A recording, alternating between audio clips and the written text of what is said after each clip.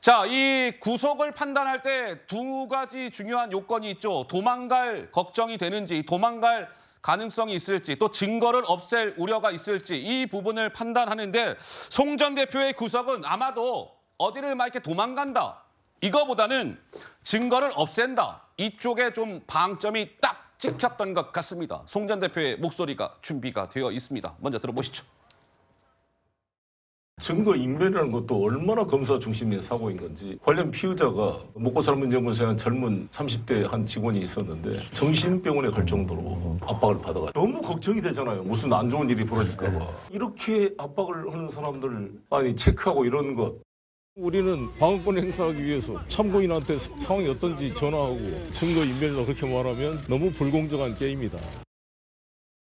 자, 이번에 송 전 대표가 구속이 됐는데 이 증거인멸 우려가 많이 좀 작용이 됐다 이런 평가가 나옵니다. 검찰은 저 먹고 사는 문제 연구소 있잖아요. 송 전 대표의 외곽 조직으로 알려진 이 먹사연의 컴퓨터 하드디스크를 교체한 정황.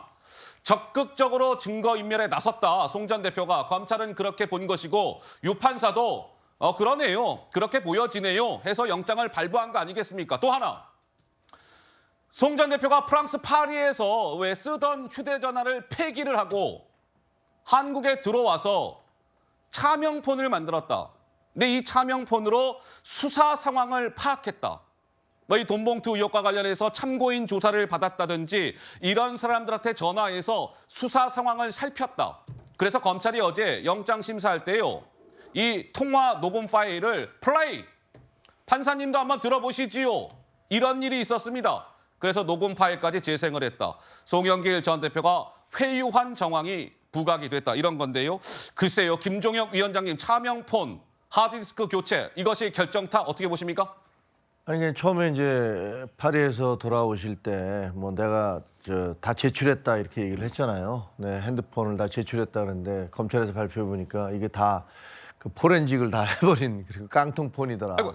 이렇게 얘기를 했으니까 예. 누가 봐도 그거는 차라리 그 폰 제출했다는 얘기를 안 했으면 모르겠는데 기자들한테는 나는 이렇게 떳떳하게 다 제출했다 했는데 알고 보면 내용은 하나도 없는 그런 폰을 제출한 거니까 그건 누가 봐도 상식적으로 아 저분이 진실을 얘기하는데 자신이 없구나라는 것들을 뭐 반증하는 거라고 생각을 해요. 예. 근데 이번 판결을 보면 많은 사람들이 궁금해했잖아요. 왜냐하면 이 판결을 이재명 대표에 대해서 기각을 한 유창훈 판사가 예. 또 심사를 맡았으니까 과연 이번에는 어떤 결정을 내릴 것이냐. 그게 하나의 궁금증이었고 두 번째는 그 송영길 대표가 워낙 자신감 있게 얘기를 했기 때문에 나는 다 기각시킬 자신이 있고 뭐 이거 무혐의를 밝혀내겠다라고 얘기했기 때문에 그 자신감의 근거가 뭘까?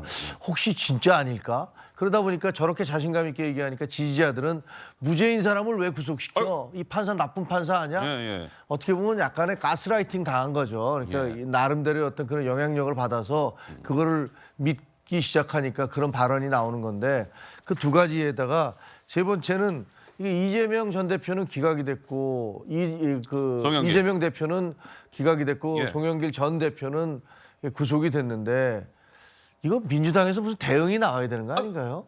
사과해야 되는 거 아닙니까? 이게 글쎄요. 이게 지금 전 대표와 현 대표가 모두 이렇게 수사를 받고 있고 또 대표 한 분은 구속이 되고 돈 봉투를 돌린 혐의로 또 여러 의원들이 구속이 된 이 상황에 대해서 민주당은 공식적인 입장을 내면서 대국민 사과를 해야 되는 게 아닌가? 그렇지 않아도요. 제가 방송 전에 민주당이 이 송영길 전 대표가 구속이 된 것과 관련해서 공식 입장이 있는지를 살펴봤는데 민주당의 임오경 대변인이 김종혁 위원장님 이런 입장을 밝혔어요. 송 전 대표 구속과 관련해서 더불어민주당은 입장이 없습니다. 왠지 아십니까? 송영길 전 대표는 민주당을 탈당한 개인의 몸이기 때문입니다. 이게 공식 입장이었습니다. 말씀 이어가시죠. 그거는 정말 말이 안 되는 얘기잖아요. 그게 누가 어느 국민이 그렇게 얘기를 했을 때 송영길 전 대표가 탈당을 했기 때문에 개인의 몸이다. 예. 그리고 송영길 대표가 본인이 원해서 탈당한 게 아니잖아요. 당에서 계속 탈당해줘라. 꼬리를 잘라야 되니까. 당신이 있는 한은 민주당에 대한 비판이 계속될 테니 나가달라라고 요구를 해서 결국은 나가게 된 건데 예. 이 마당의 대변인이 그 사람은 이제 탈당을 했으니까 우리랑 아무 상관이 없다라고 얘기하면 그야말로 배은망덕한 행위 아닙니까? 송영길 대표가 평생을 민주당으로 일했던 분 아니에요. 당 대표까지 했는데 이제 와서 그 사람은 감옥에 가든 뭐하든 우리랑은 상관없는 사람입니다. 라고 얘기하는 그 발언의 파렴치성에 대해서 예. 그 국민들은 어떻게 생각하실 겁니까? 정말 의리 없는 집단이구나. 저 집단은 자기들이 살기 위해서는 전직 대표고 뭐고 안에 저런 식으로 헌신짝 버리듯이 버리는구나. 이러지 않겠습니까? 그리고 그 방어는 지금 현직 대표인 이재명 대표에 대해서는 그렇게 철갑 같은 방어막을 치면서 그 이재명 대표를 위해서 자기 지역구까지 헌신하고 했던 전 대표에 대해서는 그렇게 내팽개친다? 그건 좀 옳지 않은 것 같습니다. 자, 민주당에서는 입장이 없습니다. 왜 송영길 전 대표는 민주당을 탈당했는데 개인의 몸인데 무슨 입장을 내놓을 수 있겠습니까? 이런 입장을 오늘 오전 이모경 대변인이 밝혔다. 이런 말씀을 드렸는데 송영길 전 대표는 민주당 간판으로 해서 국회의원 몇 번 했습니까? 5번 했지요. 20년 국회의원 했어요. 그리고 대표도 했습니다. 뭐 물론 이 과정에 지금 문제가 이렇게 불거졌지만 그리고 민주당 간판으로 광역단체장, 인천시장 몇 번 했습니까? 2번 했죠? 예. 근데 입장이 없어요. 이게 공식 입장이었습니다. 자, 더불어민주당의 오선 중진 안민석 의원은 송영길 전 대표가 구속이 된 것과 관련해서 아이고 말이에요. 이게 그렇게 구속시킬 사안입니까? 라고 얘기하면서 윤석열 정권이 아니었으면 송영길은 구속이 되지 않았을 겁니다. 이렇게 목소리를 높였습니다. 들어보시죠. 당대표를 지낸 사람을 이렇게까지 탄압하고 이게 꼭 구속까지 갈 사안인가. 역시 검찰공화국의 한 단면을 보는 것 같습니다. 물론 법원의 판단은 존중을 해야 되겠지만요. 윤석열 정권 검찰공화국 아니었으면은 이렇게까지 되지 않았을 겁니다. 뭐 두둔하거나 뭐 잘못한 게 없다는 그런 뜻은 아니고요. 과유불급이라는 그런 정도로 제가 말씀드리고 싶네요.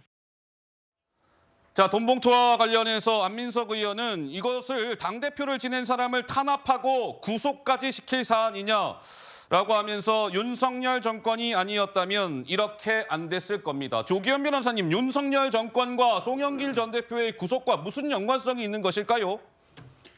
그 안민석 의원께서 예. 여러 가지 단서를 붙이기를 했지만 예. 입장은 뭐 명확했으면 좋겠습니다. 뭐 이미 구속영장이 발부가 됐다고 하면 어느 정도 범죄 혐의가 소명이 된 거고 증거인멸 우려까지 인정이 된다는 법원의 판단이 있었던 거 아니겠습니까? 검찰의 무리한 수사라는 부분을 비판할 수 있지만 이 사건 자체를 놓고 정권 전체의 책임 문제처럼만 볼 것은 아니다. 그래서 인정할 건 인정하고 인정할 건 인정하자. 예, 이후에 재판 과정에서 본인의 무죄를 잘 소명하면 된다. 이런 정도의 입장이면 되지. 예. 지금 단계에서는 굳이 뭐 윤석열 정권의 문제로 법원의 판단을 순치시키고 이런 방식의 평은 좀 적절하지는 않은 것 같고요. 어쨌든 민주당도 이제 아까 입장이 없다는 비판을 하셨는데 어쨌든 당의 전직 대표이시고 또 전당대회 과정에서 있었던 거기 때문에 이렇게 아무 뭐 입장이 없다는 게 국민들 보시기에는 어떨까 싶긴 합니다. 그래서 이후 뭐 이제 송영길 전 대표가 무죄로 계속 주장하고 있고 재판 과정을 지켜봐야 되는 문제는 남아는 있지만 적어도 영장이 발부됐다는 사실 자체에 대한 민주당의 어떤 국민에 대한 어떤 입장 표명 정도는 있는 게 지금 국민적 상식에도 부합하지 않을까 싶습니다.